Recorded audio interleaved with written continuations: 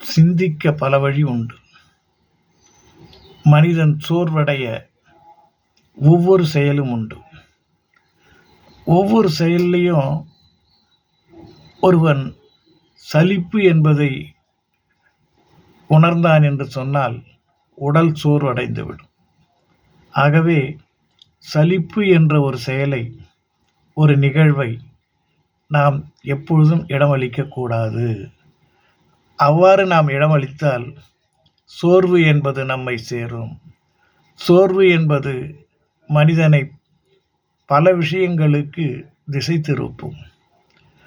ஒருவன் சோர்வடைந்து விட்டால் இதுக்கு என்ன பண்ணலாம் அப்படின்னு தேடுவான்.